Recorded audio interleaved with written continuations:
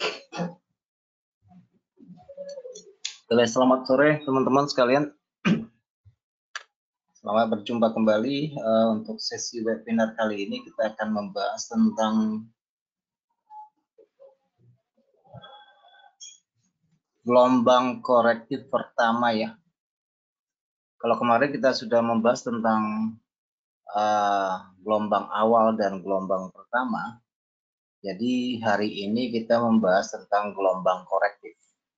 Dan pembahasan tentang gelombang ini mungkin sepanjang bulan ini akan kita selesaikan ya. Kalau memang kurang kita tambah lagi untuk bulan depan ya, sampai kita paham betul tentang gelombang ini. Baik teman-teman, selamat sore buat kita semua yang sudah bergabung maupun yang belum bergabung. Saya sampaikan terlebih dahulu untuk disclaimer-nya, ini adalah bentuk layanan yang diberikan oleh HFM kepada teman-teman sekalian agar memiliki pengetahuan, pandangan dalam mengambil keputusan dalam perdagangan. Kita akan memberikan beberapa pandangan biasanya tentang secara analisa, secara teknikal, secara fundamental maupun sentimen yang mendasari dari aset yang diperdagangkan. Dan kami ingatkan kembali bahwa perdagangan dengan menggunakan dana pinjaman seperti leverage itu mengandung tingkat risiko yang tinggi. Oleh karena itu, sebelum memutuskan untuk memasuki perdagangan, pertimbangkan kembali berapa kisaran rasio risiko yang telah dipersiapkan untuk membeli kemungkinan tersebut. Karena keberhasilan dalam mengelola risiko itu adalah langkah maju bagi kita untuk bertahan dalam industri valuta asing ya, perdagangan CFD ini. Baik teman-teman, sepanjang webinar ini berlangsung, saya minta kerjasamanya apabila terdapat gangguan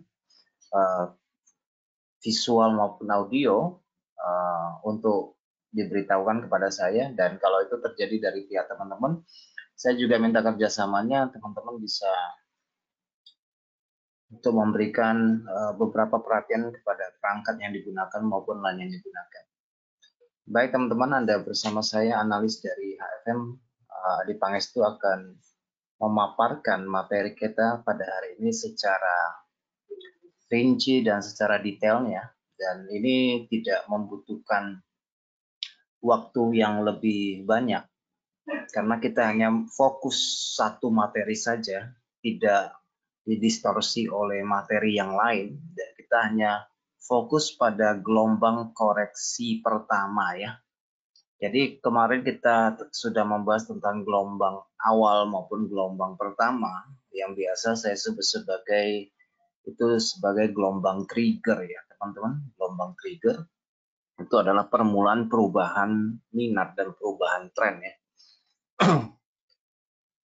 Baik teman-teman, gelombang korektif pertama ya. Jadi saya memberikan teorinya dulu, nanti kita langsung lihat ke dalam grafik mungkin lebih jelas ya. Ini hanya penyampaian secara teoritis. Nanti dalam prakteknya tentu saja kita akan menghadapi berbagai macam bentuk perubahan harga dan perubahan gelombang. Baik teman-teman, gelombang korektif pertama mungkin teman-teman biasa mengatakan bahwa itu adalah gelombang pullback. Teman-teman juga mengatakan itu sebagai gelombang retracement atau gelombang korektif saja, adalah pembalikan sementara. Pembalikan sementara, ingat ya, dicatat pembalikan sementara ke arah tren yang berlaku. Gelombang ini terjadi ketika harga aset bergerak melawan tren utama untuk waktu yang singkat. Oke, waktu yang singkat ya. Ingat waktu yang singkat. Tadi sudah ada yang istilahnya pembalikan sementara. Kemudian yang ini adalah waktu yang singkat sebelum kembali ke arah semula. Nah, itulah yang dimaksud dengan gelombang korektif pertama. Nanti kita juga akan melihat beberapa ciri ya teman-teman dari gelombang korektif ini seperti apa, baik secara menurut teori dari Dow maupun teori Elliott Wave ya. Tapi saya tidak mengadopsi secara penuh tentang gelombang korektif Elliott wave ya. Namun akan saya sampaikan nanti tentang sedikit tentang beberapa hal yang harus diperhatikan menurut gelombang teori Elliott wave yang untuk yang korektif ya. Baik, yang selanjutnya teman-teman perhatikan. Ini saya sudah merubahnya ke dalam grafik. Teman-teman bisa lihat tampilan template ini. Nah, ini adalah beberapa karakteristik utama dari gelombang retracement atau pullback ini. Nah, yang perlu dicatat bahwa gelombang ini adalah kontra trend. Sudah jelas bahwa ini berlawanan dengan tren pertama yang barusan terbentuk. Nah, kalau teman-teman sudah mempelajari tentang gelombang awal kemarin, bahwa gelombang awal itu biasanya terbentuk dalam pembentukan fase distribusi kalau kita berbicara dalam tren, baik itu secara tren bearish maupun tren bullish. Kalau tren bullish diawali dengan fase akumulasi, di mana fase konsolidasi ini bisa berlangsung cukup lama ya, tergantung dari periode yang kita gunakan.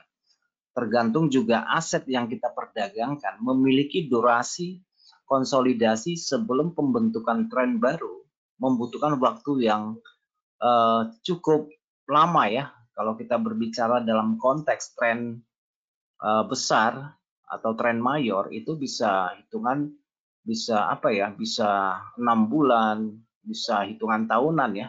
Tapi kalau kita berbicara dalam konteks tren menengah itu mungkin kita membutuhkan sekitar 3 sampai 6 bulan. Tapi kalau untuk konteks tren pendek ya mungkin sekitar 3 minggu sampai 3 bulan untuk fase konsolidasi itu berlangsung. Nah, rentang dari durasi fase akumulasi dan distribusi itu tergantung dari aset yang diperdagangkan. Jadi kita nggak bisa kelompokkan bahwa fase ini konsolidasi sebelum pembentukan tren awal itu sekian waktunya. Tidak ada seorang pun yang tahu sampai terjadi suatu perubahan minat itu sendiri. Dan ingat bahwa perubahan minat dalam fase konsolidasi di fase akumulasi maupun distribusi pada umumnya membutuhkan waktu dan itu menciptakan beberapa manipulasi pasar di dalamnya ya teman-teman. Ada volume climax selling atau volume climax buying, itu sering terjadi kondisi di situ karena pasar belum menentukan arah yang sesungguhnya. Nah, sesudah terjadi breakout pada fase tersebut, maka disitulah dimulai tren awal ya teman-teman ya. Tren awal itu biasanya saya bilang itu adalah kenaikan pertama. Kenaikan awal ya teman-teman ya. Dan kenaikan pertama saya selalu bilang bahwa itu belum dalam masuk kategori sebagai pembawa tren. Kenaikan pertama itu bisa sebagai aksi taking profit dari pelaku pasar pada gelombang terakhir ya teman-teman ya. Gelombang terakhir turun, biasa dia naik juga satu gelombang ke atas, itu belum bisa kita atau belum bisa diverifikasi sebagai perubahan gelombang atau perubahan minat, karena untuk merubah perspektif dari pelaku pasar membutuhkan durasi waktu sampai peserta pasar menyetujui bahwa aset yang diperdagangkan itu sudah memasuki tren perubahan tren, dan itu harus diverifikasi atau dikonfirmasi oleh suatu breakout. Nah, sepanjang tren pertama itu berlangsung, nanti kita juga akan menghadapi tren pullback ini yang kita bahas pada sore ini. Gelombang pullback pertama, gelombang korektif pertama, teman-teman juga sering mengatakan itu adalah sebagai retracement. Itu jelas bahwa itu kontra tren. Kenapa bisa terjadi kontra tren? Apa sih yang menjadi dasar bahwa bisa terjadi retracement atau koreksi? Nah, teman-teman, durasi waktu yang saya sampaikan tadi, yang pertama bahwa ini sifatnya sementara dan waktu yang dibutuhkan itu juga pendek ya. Teman-teman bisa melihat dari gambaran ini dalam pembentukan tren naik dia membutuhkan berhari-hari ya, teman-teman, berhari-hari. Nah, ketika terjadi retracement, waktu yang dibutuhkan untuk turun itu hanya dalam hitungan beberapa hari saja. Jadi, benar kiranya bahwa manusia cenderung lebih pesimis. Oke, manusia itu cenderung lebih pesimis. Hal ini bisa dilihat dari penambahan posisi beli yang membentuk beberapa gelombang kecil ya, teman-teman bisa lihat di sini. Harga naik, turun, harga naik, turun, harga naik, turun, harga naik. Nah, kenapa demikian? Karena sifat tadi ya, sifat asal manusia itu lebih cenderung pesimis daripada optimis. Oke, makanya dia membeli sesuatu secara pelan-pelan, secara berhati-hati, secara akumulatif. Kalau dalam istilah biasa saya ngomongkan, kita nyicil aja baiknya deh, nyicil aja ya, kayak begitu ya. Jadi kita melakukan pembelian itu secara berkala ya, tidak secara sekaligus. Nah, teman-teman, memang apa ya, yang saya bilang tadi bahwa manusia itu lebih cepat pesimis dan lebih apa ya, tidak terlalu banyak ya, atau lebih majemuknya bahwa trader itu tidak tahan menahan keuntungan yang terlalu lama. Itu hanya mungkin 1, 2, 3 sampai 5% dari total trader yang ada yang menahan keuntungan sampai lama seperti itu ya. Nah, jadi memang terdapat banyak sifat dan perilaku dari trader itu sendiri dalam pembentukan tren. Ada mentalitas yang membentuk perubahan harga, ada psikologi perilaku pasar dan peserta pasar yang ada di dalam instrumen yang diperdagangkan, sehingga teman-teman melihat bahwa kok naiknya kok perlahan-lahan, begitu turun langsung melorot, dan waktu yang dibutuhkan hanya sebentar, sehingga mungkin kenaikan dalam 20 hari, 30 hari kok dimakan dalam 3 hari gitu ya. Nah, itulah mungkin teman-teman mengenal istilah di dalam dunia saham, yaitu long dan short. Jadi long itu adalah ya kita beli sesuatu itu secara menyicil, secara bertahap, sehingga membutuhkan waktu yang relatif cukup lama untuk sampai di tujuan. Namun kalau terjadi koreksi, terjadi retracement, itu melorotnya cepat. Nah, ada perbedaan yang nyata teman-teman bahwa sebagai pembeli kita membutuhkan kesabaran yang tinggi untuk menunggu target itu sampai ya teman-teman ya. Menunggu target itu sampai. Dan membutuhkan akumulasi bukan hanya dari posisi kita, tetapi dari posisi orang yang sepemahaman, orang yang memiliki perspektif yang sama, yang mengatakan bahwa harga telah naik. Jadi kalau satu gerombolan mengatakan itu naik dan volume perdagangannya lebih besar, nah yang terjadi adalah pasar bergeser ke sisi atas. Nah, yang selanjutnya karakteristiknya adalah teman-teman bahwa pullback biasanya berlangsung singkat dan tidak menunjukkan perubahan dalam tren keseluruhan, sehingga teman-teman kadang-kadang pullback ini bisa menjadi semacam gangguan psikologi bagi trader yang tidak cukup memahami kondisi ini ya teman-teman ya. Kadang-kadang begitu terjadi penurunan dengan candle yang besar, entah ini 1 jam, entah ini 1 hari, dia akan terkontaminasi gitu ya oleh penurunan ini. Oke, dia kadang-kadang terjebak di dalam gelombang korektif ini. Dia berpikir bahwa sesudah candle besar ini harga akan melanjutkan penurunan lanjutan. Nah, itu yang bisa membuat seseorang tersesat di dalam gelombang korektif. Oke, maka di dalam sesi-sesi sebelumnya atau dalam sesi live saya selalu katakan utamakan dulu, identifikasikan dulu. Breakout itu sudah terjadi. Yang menjadi pegangan kita pertama adalah breakout dulu. Itu sebagai penanda bahwa sudah terjadi perubahan minat. Jadi kalau pergerakan yang mendadak turun, jangan membuat kita menjadi FOMO untuk langsung memfollow penurunan itu. Bisa saja itu adalah koreksi. Dalam gambaran frame kecil saya katakan itu adalah candle likuidasi, yaitu candle yang terbentuk dari pengembalian atau pengambilan untung dari buyer ini sehingga menghasilkan satu penurunan yang sangat besar. Nah, tentu saja teman-teman bahwa penurunan retracement itu didasari oleh bisa jadi panic selling, bisa juga jadi memang kenaikan ini setelah membentur pada level penting, entah itu daily open, monthly open, yearly open, entah itu level psikologis, entah itu level supply, entah itu SNR, entah itu juga mungkin proyeksi harga yang teman-teman biasa tarik berdasarkan Fibonacci, sudah sampai 261 misalnya, atau sudah sampai 423%, sehingga momentum kehilangan arah untuk bergerak terus ke sisi atas. Maka yang terjadi adalah likuidasi posisi secara masif. Nah, itu biasanya bisa membuat buyer yang tidak berjaga-jaga, yang terlalu euforia dalam pembelian ini secara bertahap lupa diri ya, teman-teman. Begitu harga terkoreksi maka akan menyebabkan beberapa kerugian atau bahkan kehilangan marginnya.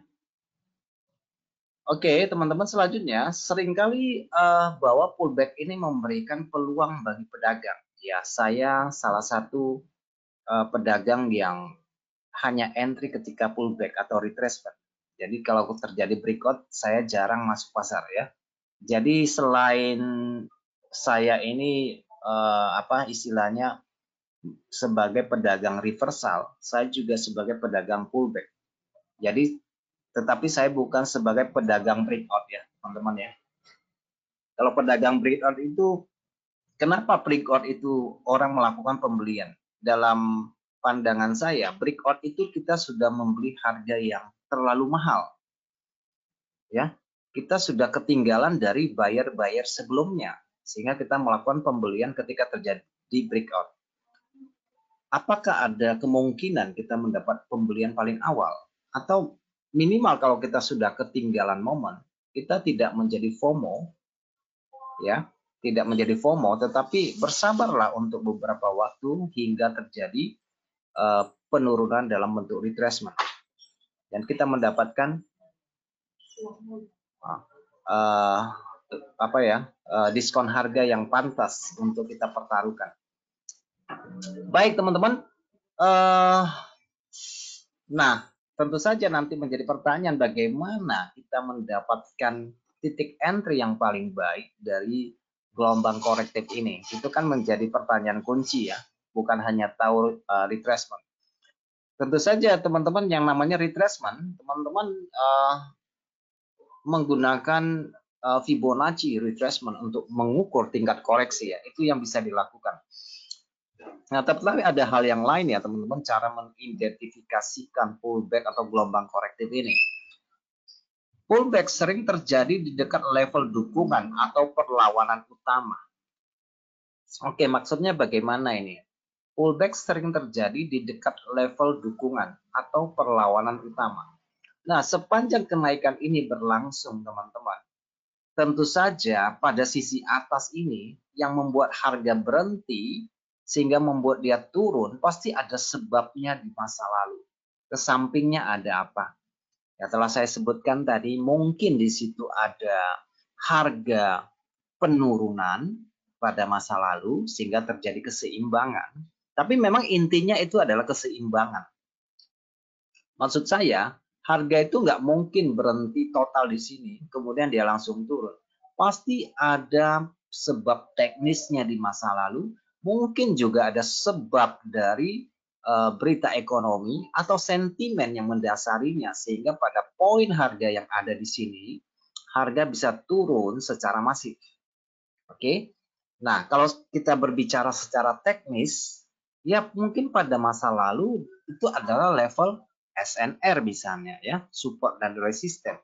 Itu level demand atau supply di masa lalu. Atau itu adalah open price, mungkin open price bulanan, mingguan, atau daily. Atau barangkali pada level tersebut adalah level proyeksi harga yang teman-teman menggunakan Fibonacci ekspansi. Oh, kira-kira sudah naiknya berapa ratus persen ya. Atau barangkali pada level tersebut itu ada level reflection point di mana pada masa lalu di level harga ini pernah terjadi suatu peristiwa masa lalu yang diingat oleh pasar. Mungkin kalau kita bilang ini peristiwa masa lalu itu tergantung dari asetnya ya. Katakanlah kalau ini pound selling, mungkin ini adalah level refleksi dari masa Brexit misalnya ya. Atau level harga ini mungkin adalah level ATH masa lalu. Level harga ini mungkin juga adalah satu level harga secara psikologis, angka bulat, round number di situ, sehingga orang melepas posisi. Atau memang pada level tersebut merupakan level atau order besar dari institusi ya teman-teman. Pada level ini mereka melakukan pending sell dengan tingkat volatilitas dan tingkat volume kuantitas yang sangat besar sekali pada level di sini ya, yaitu level order mereka yang tidak diketahui oleh publik.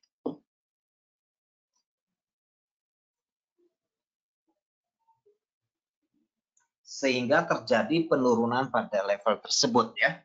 Nanti kita akan lihat beberapa peristiwa yang bisa menciptakan penurunan di masa lalu. Nah, teman-teman, untuk level retracement, kebanyakan orang hanya menggunakan Fibonacci retracement untuk menariknya ke sisi bawah, mencari level 50, level 61, level 70-an, level 88. Kan begitu ya. Nah, seringkali orang tidak melihat bahwa di dalam penurunan yang masif, katakanlah ini adalah retracement, entah pada aset apapun, semestinya ada validasi bahwa penurunan ini volumenya harus menurun. Oke, suatu retracement di ujung ini volumenya harus turun. Kalau volumenya meningkat, justru ini bahaya. Ya kan? Penurunan harga yang disertai dengan volume yang menurun artinya seller tidak mau melanjutkan penjualan lebih lanjut, sehingga menciptakan volume yang turun. Nah, tentu saja volume teman-teman di dalam forex itu adalah volume tick, tetapi itu bisa minimal kita gunakan volume tick karena dia menggambarkan aktivitas perdagangan yang menurun, gitu ya. Orang sudah mulai malas untuk menjual. Oke. Oke, selanjutnya. Oke, ini psikologi di balik retracement, psikologi di balik pullback. Kenapa sih terjadi pullback kan begitu ya? Nah, ini sudah saya sebutkan sebelumnya, yaitu ada pengambilan keuntungan. Pedagang yang sudah memulai tren awal, sebagian besar ya, mungkin 30% atau 50% itu merasa harga sudah cukup tinggi. Harganya sudah cukup signifikan. Sehingga mereka mengambil keuntungan, melikuidasi posisi mereka. Oke, atau mereka memutuskan untuk mengunci keuntungan mereka dengan melakukan penjualan. Dan mereka melakukan hedging ya, untuk mendapatkan gelombang lanjutan. Tapi dari upaya pengambilan hedging, mereka mengunci harga, tadinya buy, sekarang sell dalam kuantitas atau volume perdagangan yang besar, itu bisa mengguncang pasar. Oke, apalagi nanti diikuti oleh sejumlah penjualan, sehingga terjadi penurunan. Jadi penurunan itu tidak semata-mata bahwa orang menjual ya teman-teman. Penurunan di dalam konteks trend bullish, dalam retracement, itu juga bisa terjadi karena sebagian besar pedagang melakukan kunci posisi. Tadinya buy, di atas dia sell ya, tetapi tidak keluar dari posisi di pasar. Nah, itu bisa membuat perubahan harga di pasar ya. Nah, itu biasa diikuti oleh sejumlah penjualan lainnya, sehingga menciptakan gelombang penurunan. Nah, gelombang penurunan ini tentu saja tidak berlangsung secara linear ya teman-teman, atau secara vertikal begitu lurus ke bawah, tetapi dia juga membentuk beberapa liuk gelombang ke sisi bawah ya. Mungkin teman-teman lihat ada penurunan ABC-nya gitu ya, dalam retracement itu juga terjadi. Karena jarang sekali, mungkin sangat jarang ya, sangat langka kalau dia turun langsung, habis itu dia naik tanpa ada membuat gelombang. Nah, kemudian yang selanjutnya adalah karena ketidakpastian, perubahan-perubahan dinamika dalam secara global itu berubah dengan sangat cepat, sehingga membuat perilaku dari pelaku pasar juga yang mengadopsi beberapa perubahan berita, isu, rumor, baik dari media maupun media sosial ya, itu bisa mempengaruhi keputusan mereka untuk melepas posisi ya. Nah, ketakutan ini mendorong mereka untuk menjual dan berkontribusi pada kemunduran harga, biasanya seperti itu ya teman-teman. Sehingga kadang-kadang juga sebagian orang merasa FOMO, wah ini sudah waktunya turun, saya juga ikutan menjual. Oke, nah teman-teman, ini adalah psikologi di balik pullback atau gelombang korektif yang pertama ya teman-teman. Nah, kemudian itu pullback ini menciptakan peluang untuk masuk pasar. Oke. Penurunan harga seringkali dilihat sebagai peluang bagi pedagang baru untuk memasuki pasar. Nah, ini sudah biasanya adalah trader pullback ya. Trader yang lebih konservatif, yang tidak mengejar harga tetapi menunggu harga diskon terkoreksi baru saya masuk pasar. Oke? Karena ini adalah harga diskon, tentu saja lebih menguntungkan. Nah, minat beli ini dapat membantu menstabilkan harga dan akhirnya penurunan itu tertahan. Mungkin teman-teman yang menggunakan level Fibonacci tertahan di 50K, 61K, atau hanya tertahan pada level 38%. Nah, tetapi pada level-level tersebut tentu saja ada sebab teknisnya. Kenapa dia berhenti di level retracement itu? Bukan level retracement itu yang membuat harga stop, kan kira-kira begitu kan maksudnya kan. Karena kalau kita menggunakan Fibonacci retracement itu hanya mengukur tingkat penurunan itu berapa persen, bukan levelnya yang menghentikan harga. Oke, jadi salah kalau kita berpikir, oh ini sudah naik berapa ribu pip, kemudian dia tarik Fibonacci retracement, saya mau buy-nya di 61. Saya mau buy-nya di 50 tanpa ada confluence-nya. Nah, menurut saya itu salah. Oke. Jadi level itu tidak bisa kita jadikan alat ukur untuk masuk posisi pasar. Tapi kita harus melakukan perbandingan ke samping dulu. Di level 50 ada apa? Di level 61 secara historis ada apa? Apakah harga berhenti karena level itu? Kan tidak mungkin ya. Tidak mungkin harga berhenti karena level retracement. Oh, sudah 61 nih saya mau beli. Kan nggak mungkin. Ya kan? Tetapi itu adalah orang bilang golden ratio, bahwa segala sesuatu yang terjadi di alam secara rasio memang begitu. Ya oke, kita terima pendapat seperti itu karena itu pendapat yang universal. Tetapi kan kita harus cari tahu kenapa di 61 ada apa yang menghalangi harga untuk turun ketika terjadi gelombang korektif. Bukan di 61-nya menjadi alasan kita untuk masuk pasar, tetapi di level 61 kalau kita bandingkan ke samping ada apa di situ. Kan gitu kan? Itu baru benar kan? Kalau kita hanya masuk pasar berdasarkan level, oh sudah 50% saya masuk, sudah 61% saya masuk. Ya secara apa tidak salah karena kalian yang memiliki uang kan begitu ya. Tetapi kan kita harus lebih detail. Sebagai pedagang itu kan harus mengambil keputusan yang rasional. Kan gitu ya. Maka kita melakukan perbandingan teknis, kita melakukan analisa teknis. Kalau ceritanya hanya di level 61, semua orang bisa masuk pasar. Kan gitu ya.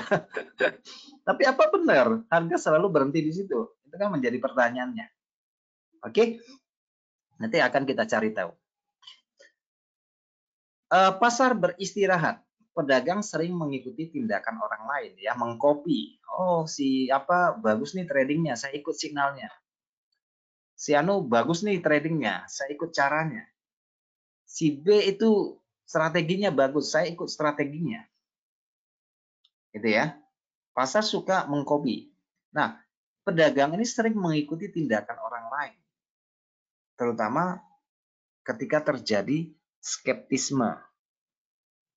Tadi saya bilang ketika harga naik itu pasar itu bersifat lebih pesimis ya, makanya naiknya membutuhkan gelombang demi gelombang.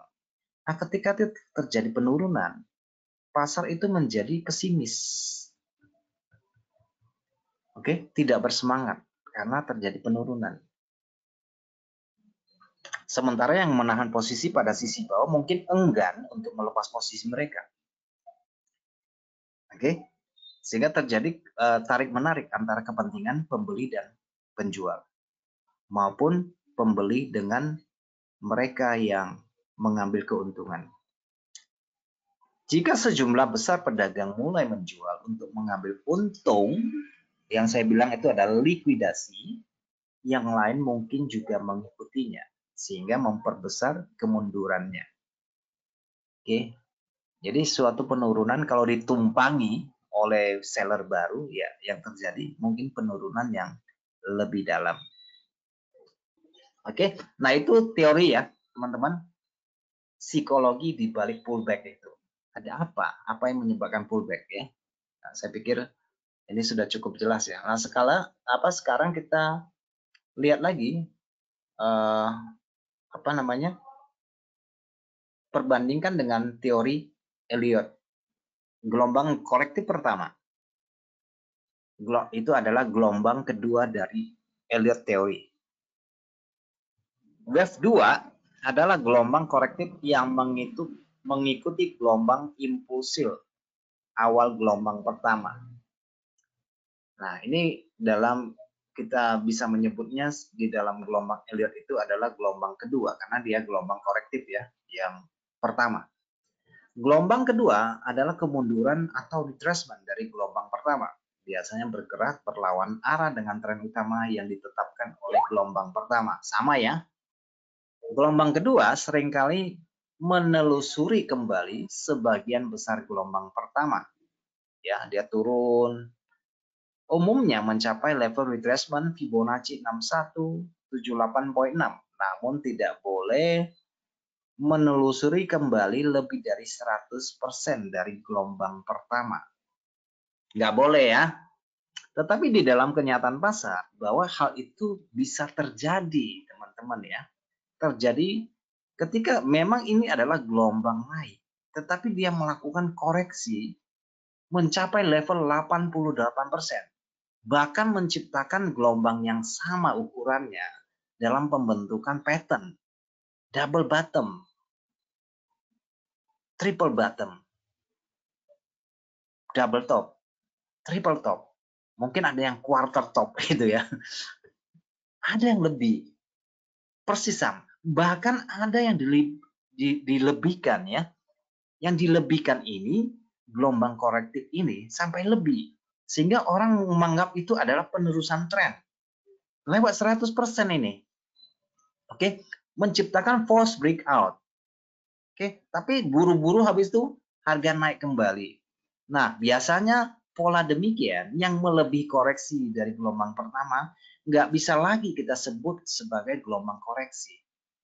Karena pada akhirnya gelombang tersebut akan menghasilkan pattern yang berbeda, yaitu mungkin pattern yang membentuk kepala dari head and shoulders. Kan kira-kira begitu ya. Sehingga itulah pembentukan chart pattern-nya. Nah, bagaimana orang gelombang Elliott wave mengkategorikan hal seperti itu? Kan gitu ya. Dia berpikir bahwa itu adalah gelombang lanjutan karena sudah crossing di bawah 100%.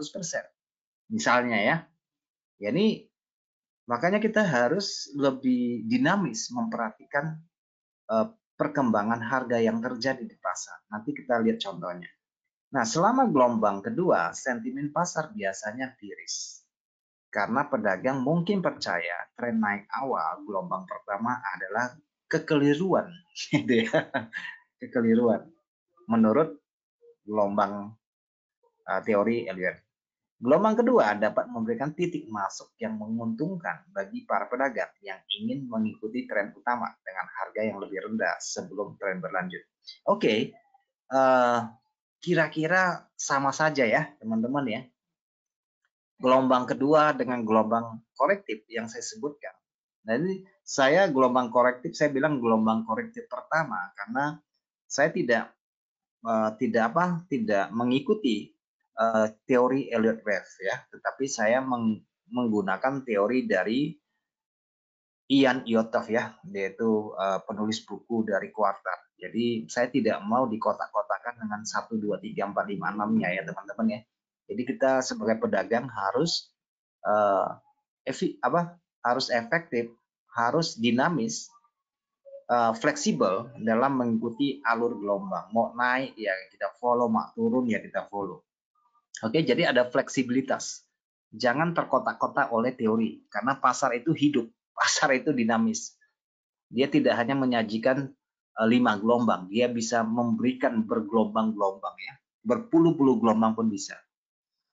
Oke, sampai gelombang itu selesai, sampai penutupan gelombang itu memberikan informasi, wah harga sudah selesai. Oke, nah itu sekedar teorinya teman-teman. Nah kita masih ada 15 menit, kita lihat.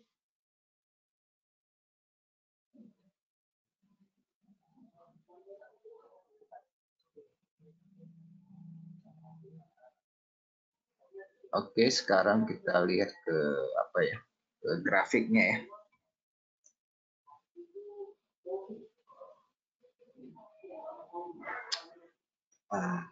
Bentar.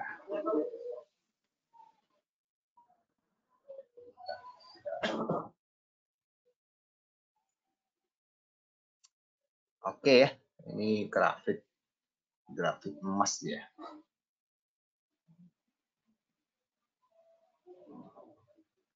Kalau kita live trade kan saya paling bilang itu confluence ya, dalam bahasa yang lebih mudah dipahami. Kalau kita bicara teori memang banyak ABC-nya ya. Tapi di dalam penerapan ya menurut saya ya tidak terlalu, kita tidak harus kaku ya, harus fleksibel dan selalu dinamis untuk mengikuti perubahan-perubahan harga yang terjadi. Nah, kita berbicara tentang gelombang korektif ya teman-teman. Kalau teman-teman lihat dari emas ini, sebagaimana teman-teman ketahui bahwa emas ini sifatnya adalah bullish. Oke, sifatnya adalah bullish. Dari setiap event yang terjadi secara global akan mempengaruhi perspektif. Dalam satu dekade ini ya teman-teman ya, maksudnya dalam 10 tahun terakhir, aset emas ini menjadi pilihan banyak orang. Menjadi pilihan banyak orang. Kenapa demikian ya? Ya kalau kita lihat dari event yang terjadi dalam satu dekade ini, banyak ketidakpastian ya. Dalam 10 tahun terakhir teman-teman juga melihat bagaimana terjadinya Brexit menciptakan kekacauan. Kemudian kejadian dari pemilu Presiden Donald Trump tahun 2020,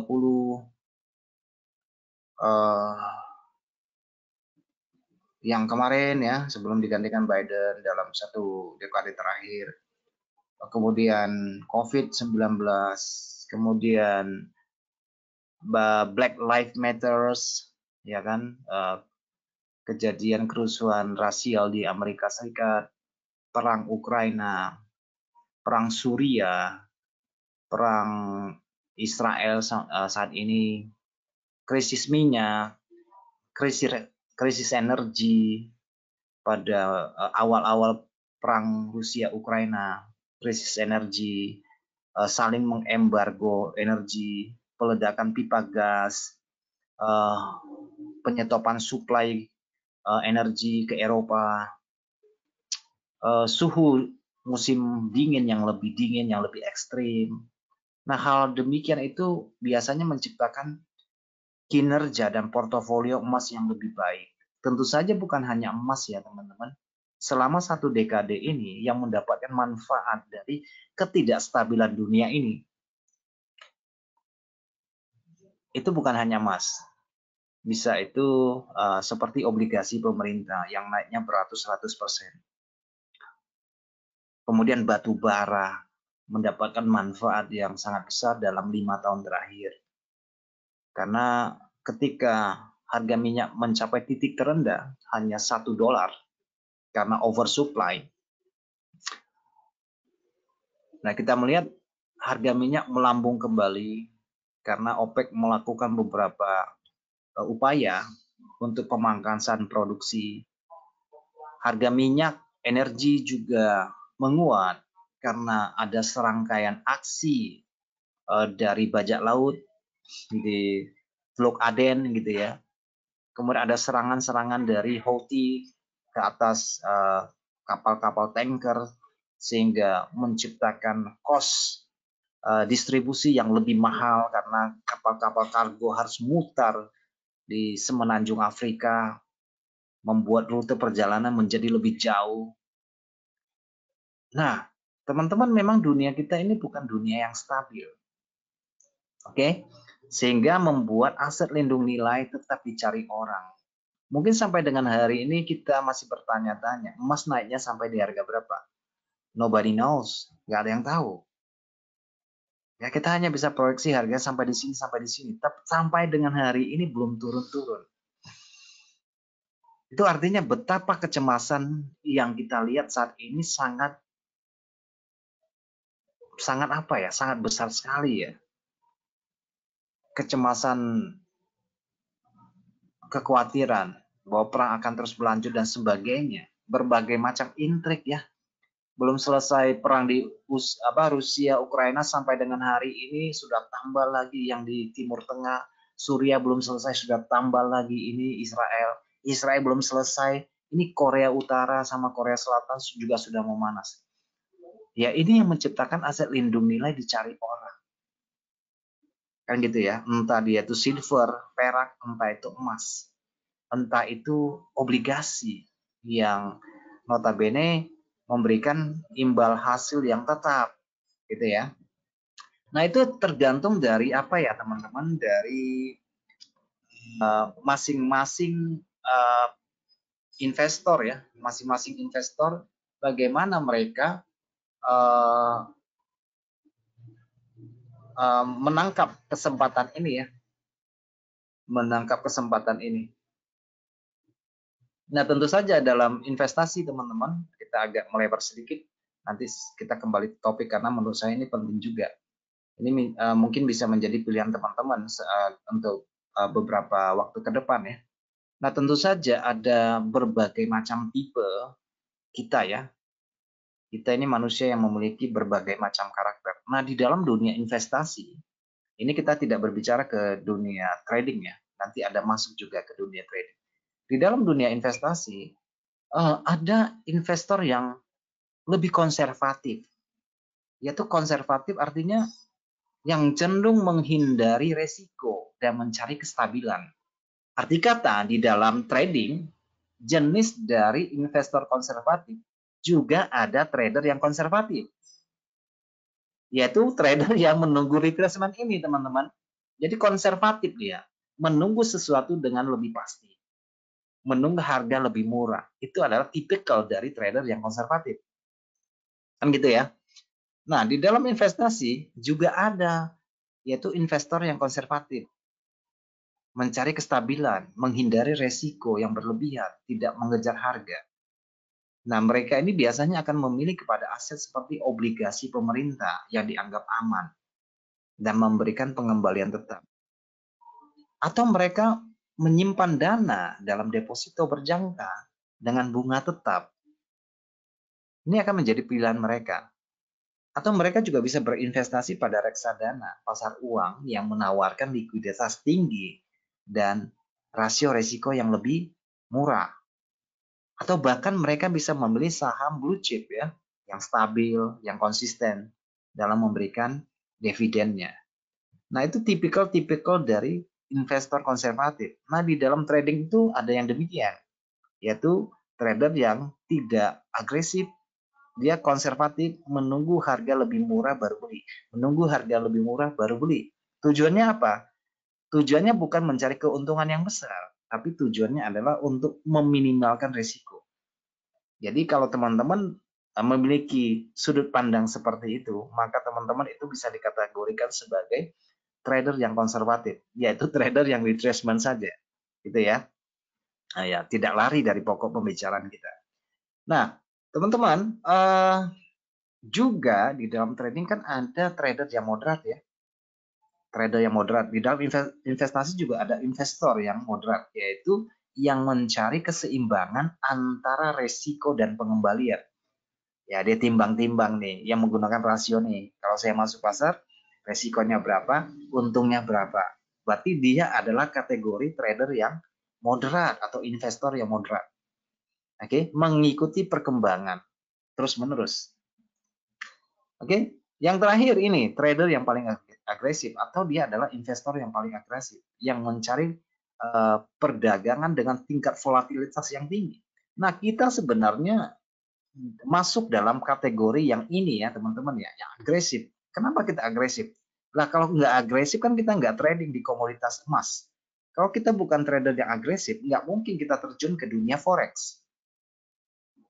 Kalau kita bukan trader yang agresif, kita nggak mungkin trading di kripto. Forex, emas, kripto itu adalah aset beresiko sebenarnya. Kalau di dalam spekulasi, trading itu adalah spekulasi, bukan dalam bentuk investasi ya. Kita cerita tradingnya. Nah, kita ini kalau demikian, ya agresif iya, ya moderate ya iya. Kadang-kadang juga yang lebih pasti kita mengadopsi karakter konservatifnya, menunggu harga retracement baru masuk, kan gitu ya. Jadi ya mungkin kita ini merupakan gabungan dari 3 tipikal ini. Moderat iya, agresif iya juga, gitu ya. Kemudian berhubungan dengan aset, mungkin kita dikategorikan sebagai trader yang agresif karena kita memilih emas, memilih kripto, memilih forex, oke, dalam segi aset ya. Tetapi dalam segi strategi mungkin kita mengadopsi yang konservatif, menunggu pullback, menunggu retracement, bahkan menunggu retest, lebih menunggu tingkat resiko yang lebih rasional, lebih terkendali. Kita berarti adalah konservatif. Kita juga moderat kadang-kadang ya. Perbandingan rasionya berapa, resikonya berapa. Oke, nah di dalam chart ini teman-teman, karena kita membahas tentang retracement ya. Tentu saja yang namanya retracement itu adalah permulaan dari adanya gelombang pertama ya. Dalam contoh ini misalnya teman-teman bisa lihat di sini, ini breakout, ini gelombang awal, ini gelombang pertama. Gelombang awal itu yang saya sering sebut sebagai kenaikan pertama, bukan naik ya. Gelombang pertama kenaikan awal ini adalah pengembalian dari gelombang turun terakhir. Nah, itu yang sering saya maksudkan, gelombang naik pertama, bukan naik ya. Itu adalah pengembalian dari gelombang penjualan terakhir. Jangan langsung menangkap ini sebagai kesempatan untuk langsung membeli. Kita bisa kecewa nanti. Nah, ketika gelombang naik melewati tingkat resisten, baru kita hitung sebagai gelombang trigger. Atau dalam teori Elliott Wave, inilah gelombang pertamanya. Kan gitu ya. Oh, sudah breakout. Makanya saya sering katakan, identifikasikan terlebih dahulu breakout itu. Apapun yang terjadi, kamu harus tahu bahwa itu breakout dulu. Baik dalam tren awal maupun tren lanjutan. Tren lanjutan. Yang penting dia breakout atas dulu. Yang penting setiap hari dia breakout. Berarti tren naiknya belum selesai. Follow terus. Nggak mau peduli berapa gelombangnya. Follow terus. Sampai nanti ada gelombang korektif yang relatif besar nanti ya. Nah, di dalam gelombang retracement maupun gelombang korektif, gelombang minor lainnya, atau dia hanya sekedar ripple, tentu saja ada rasionya ya teman-teman. Karena semua itu mengikuti bentuk dan harga ritme yang sama dalam pembentukan fraktal ya teman-teman ya.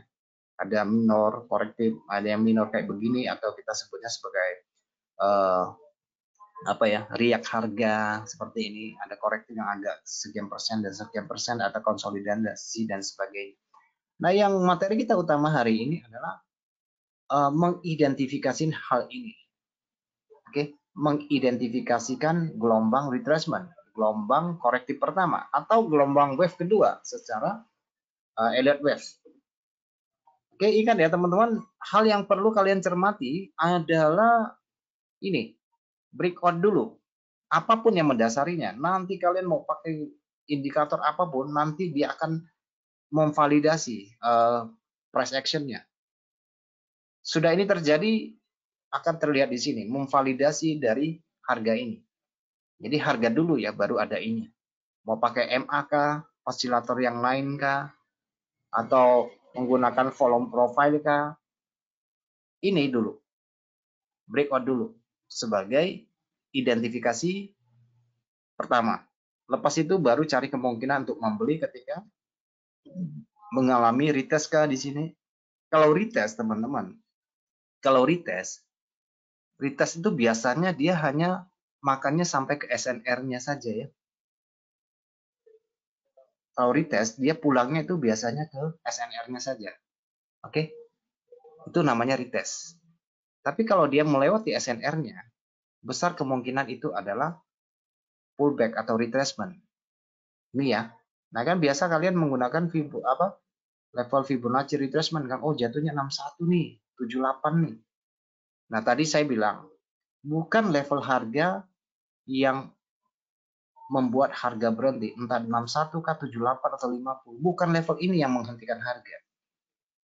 Ini hanya menggambarkan bahwa segala sesuatu itu memiliki konektivitas secara fisik, ya, secara matematis.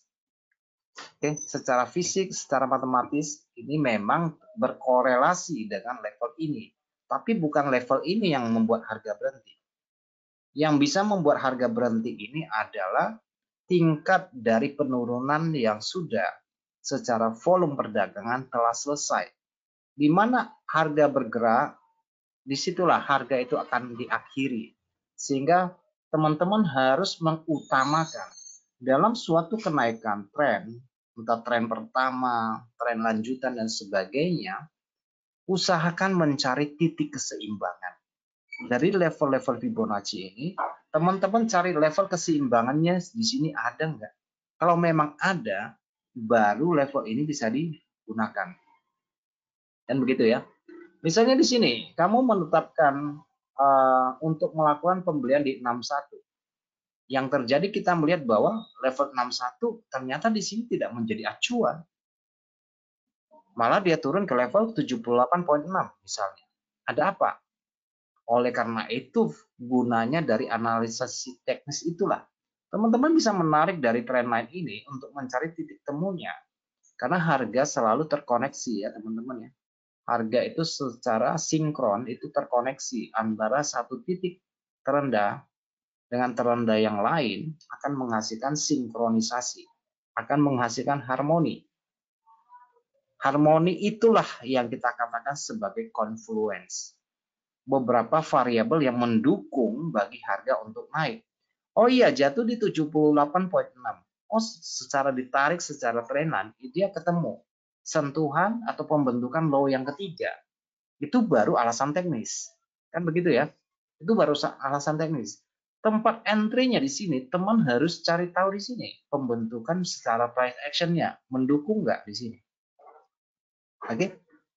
Ada nggak pembentukan perubahan minat pada minor dari pergerakan harga? Ibarat kata, kalau teman-teman menggunakan daily, teman-teman cari price action-nya di sini dalam time frame di bawahnya, entah 8 jam, entah 4 jam, entah 1 jam di sini.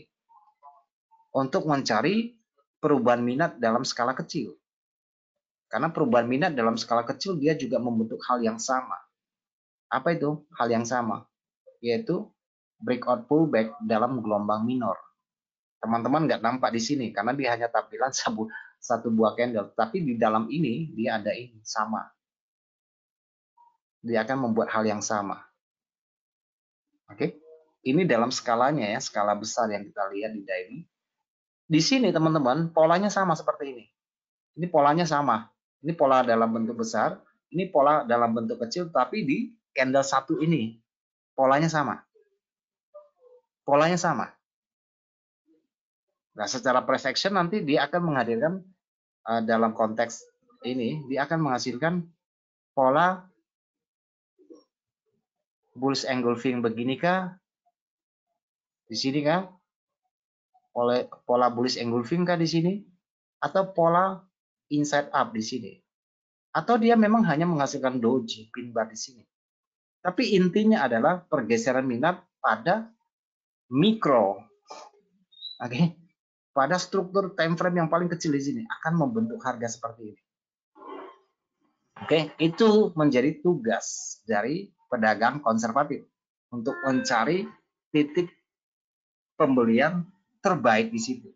Nah, itu kalau kita ulik ya ke frame kecilnya ya.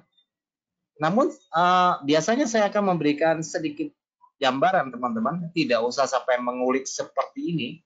Tapi kalau teman-teman mau menjadi expertnya, teman-teman harus menggali ada apa di sini. Apakah ada yang saya sebutkan ini di dalam ini.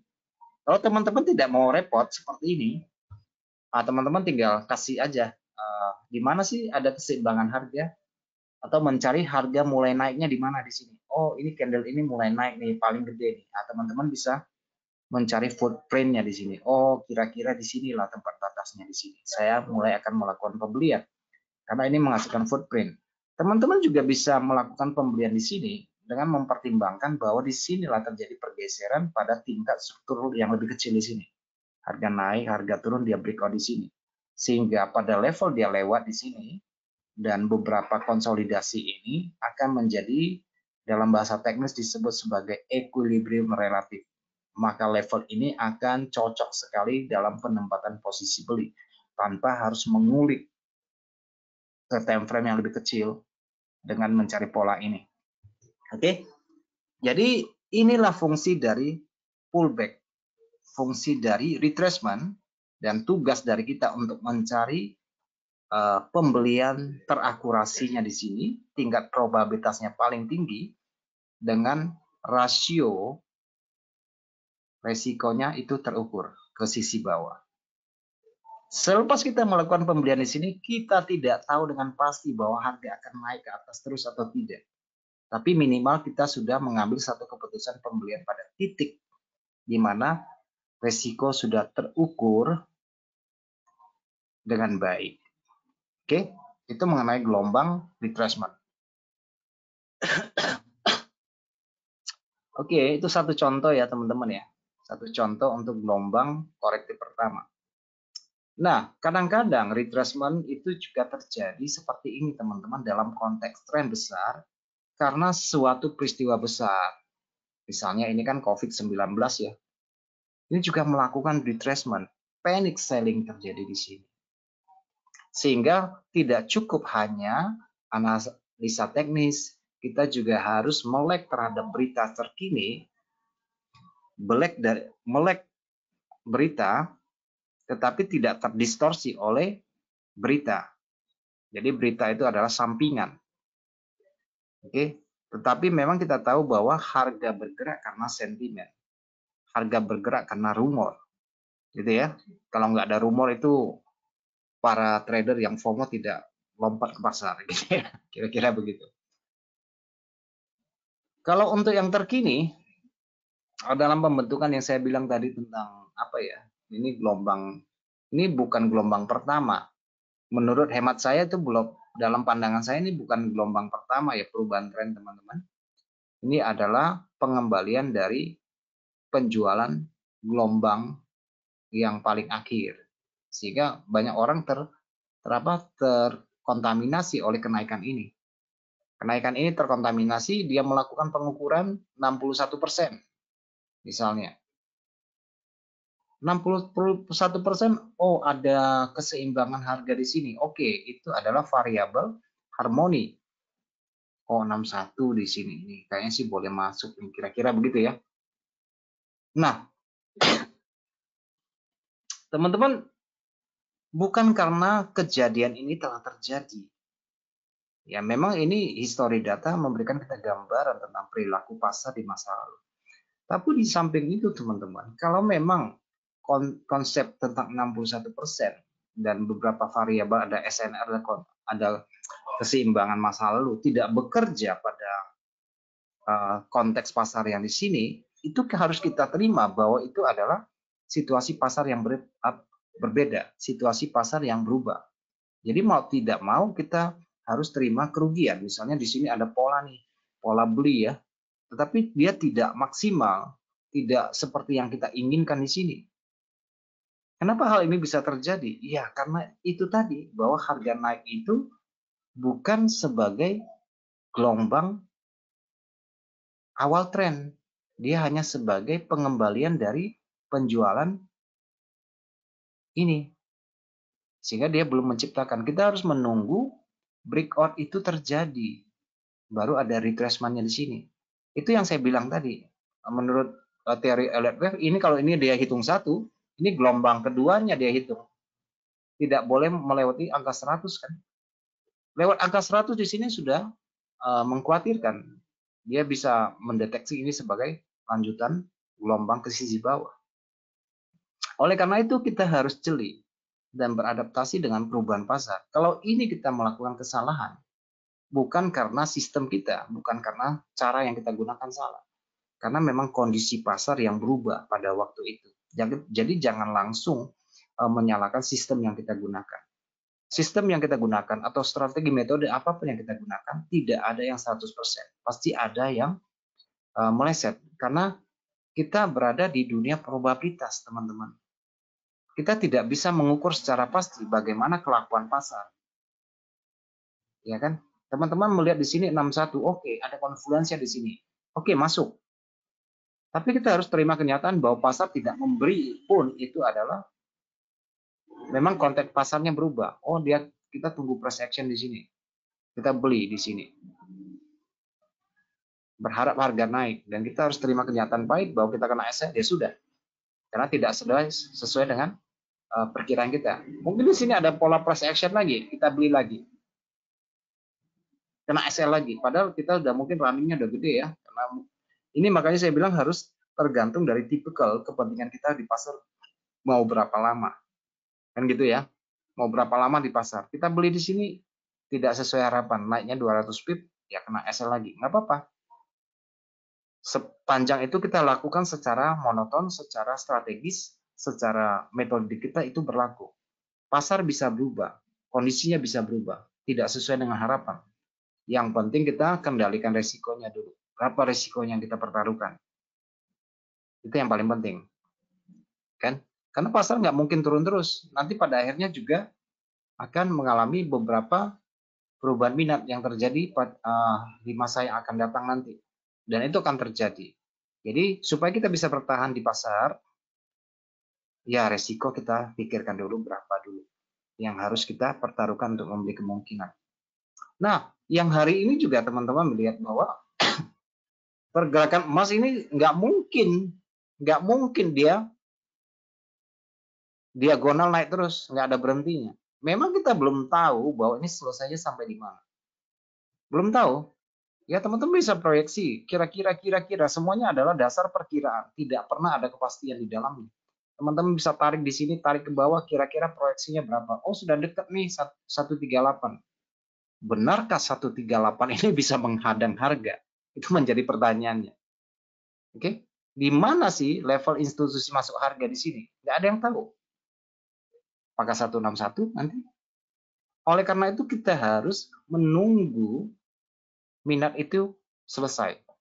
Tadi pagi naiknya 100-an pip, hampir 200. Ada koreksi nggak? Ada di sini koreksi. Bagaimana kembangan pasar?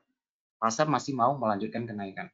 Hari Jumat, wah ini tren masih berlanjut. So untuk kategori mingguan, teman-teman lihat minggu ini bullish lagi, membentuk pola yang sama seperti terdahulunya.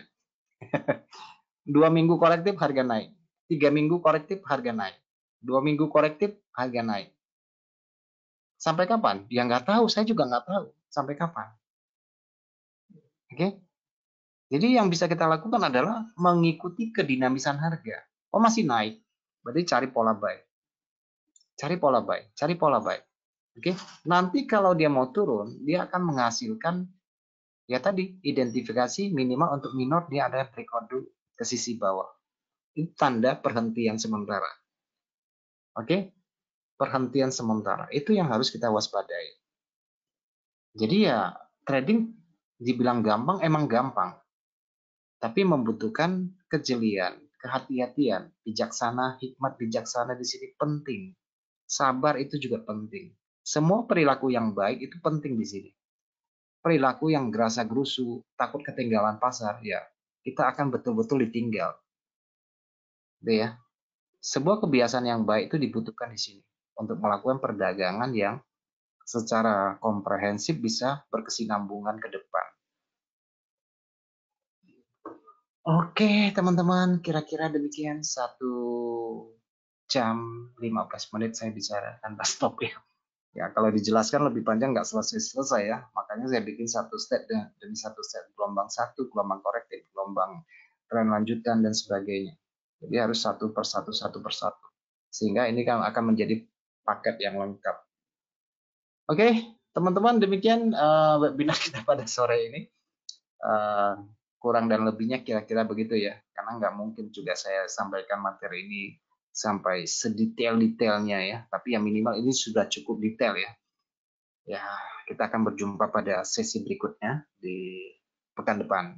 Oke, selamat malam teman-teman. Kiranya apa yang saya sampaikan ini dapat memberikan kontribusi bagi perkembangan teman-teman dalam melakukan aktivitas perdagangan. Selamat semuanya, selamat malam, dan salam.